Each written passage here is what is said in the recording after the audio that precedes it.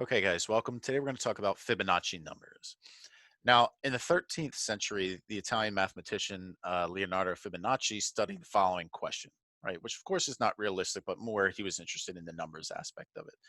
Now, a farmer raises rabbits. Each rabbit gives birth to one rabbit when it turns 2 months old, and then to one rabbit each month after that. Okay.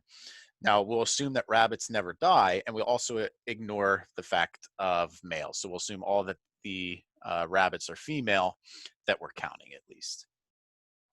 Now, how many rabbits will the farmer in the nth month have if he starts with one newborn rabbit? Right. So for small values of n, it's fairly easy to find. Right. So in the first month, there's just one newborn rabbit.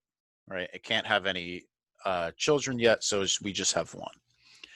Then in the next month, the newborn is now 1 month old, but it still can't have any children, so we still only have one.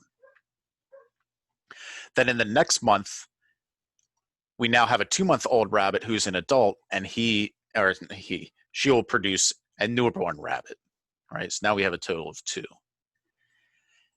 Then in the next month, the adult will produce another newborn, and the newborn will have grown to 1 month, right, for a total of 3.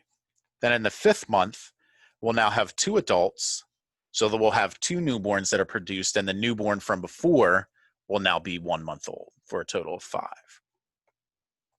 So after a few months, you can see that each month's total is the sum of the previous 2 months. So for example, if you look at 3, that's the sum of 2 and 1. If you look at 5, that's the sum of 3 and 2, and so on and so forth. All right, and that comes from the fact that that's how many adults you'll have in that next month.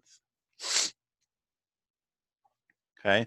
Now, if you write this out in a formula and denote the number of rabbits during the nth month by capital F of n, then we have for n being 2, 3, 4, so on and so forth, that to find the next month's rabbits, we take the current month and add the month before it. Now, we also denote pretty standardly that f sub 0 is 0, which would make this formula hold not just for n being 2, 3, 4, but for all natural numbers. So it allows us to include for n equal 1. Okay. Now, the numbers in the sequence are called the Fibonacci numbers, right? And you can generate them quickly by using the fact that any Fibonacci number is the sum of the previous 2, right? So for example, you can find 89 because it's the sum of the previous 2, which are 55 and 34. Now, this is slightly different to sort of how we've talked about, defining numbers before. And usually what we do is we define our numbers in some sort of sequence by formula.